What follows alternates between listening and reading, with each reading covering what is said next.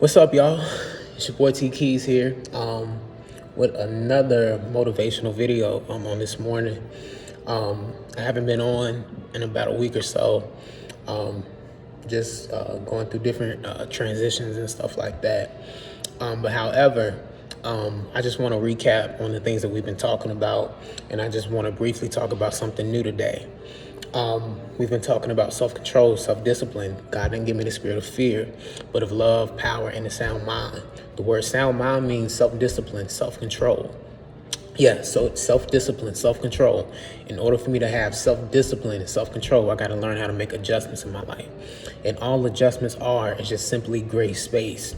So whatever area in your life that you've been beating yourselves up over, give yourself some gray space in those areas. It's like if you know you can't pay a bill by a certain day, you're going to call it in. You're going to put down whatever you can put down until you get paid, within the next couple of days.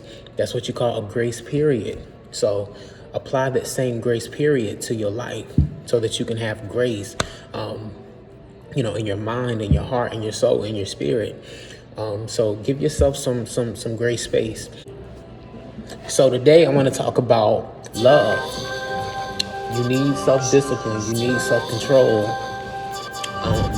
when it comes to love. A lot of us say that, I love people hard, and I love people harder than how they love me. And first of all, I got you, but just because you love people hard, that doesn't mean you're going to change them. Just because you love people hard, that does not mean that you're going to change them. You're not going to change their mind. You're not going to change their ways. You're not going to change their hearts. God can use you in the sense of encouragement. He can use you to give wisdom, give knowledge, and sometimes, even strength. You know what I'm saying? But you can't change people. You can't change who people are. And what you're doing is, when you say that you love people hard, you're doing nothing but making yourself insecure. You're making yourself insecure. You're only setting yourself up for heartbreak. You're setting yourself up for exhaustion. You're setting yourself up for stress. You're setting yourself up for depression. You're setting yourself up for low self-esteem. So loving hard is not going to change nobody. I want to keep saying that because, I hear it a lot, and I say it a lot myself. But loving people hard does not change nobody. I really want you to understand that loving hard does not change nobody. The only person that's going to change is you. You're going to drive yourself crazy. That's the only thing that's going to change.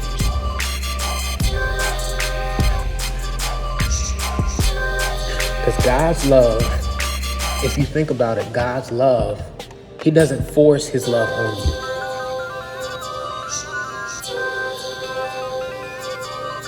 God does not force His hand on you. You have to be transformed by the renewing of your mind. You have to do that. We might be in certain situations that might, humble you. But at the end of the day, you made the decision to come to God. So instead of trying to love people and hoping that they will change, you have to allow those people to choose you. Stop trying to make people see how good you are to them.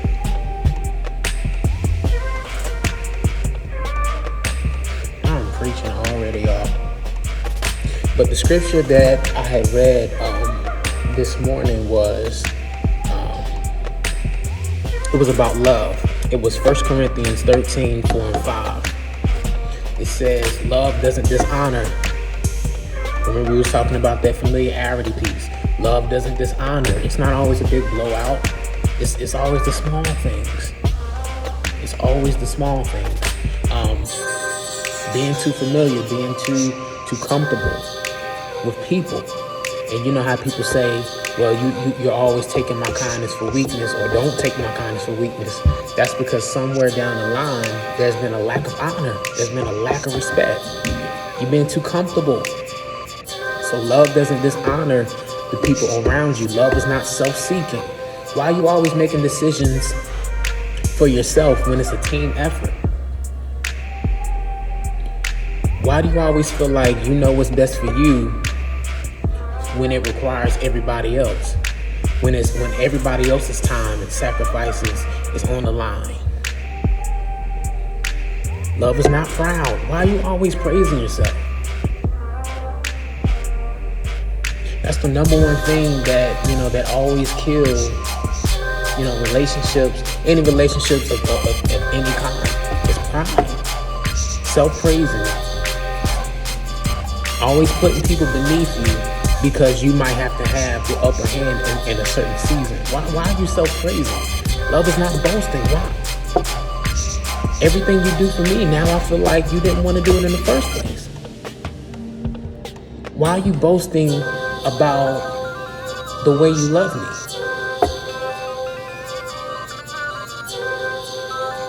And love doesn't keep record of wrongdoings. So if you say that you forgive me, why are you still reminding me of what I did in 2012?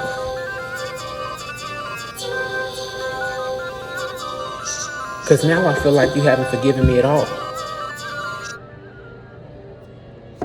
We say we love people, but we always remind people what they done wrong. We're prideful, we're self-seeking, we dishonor.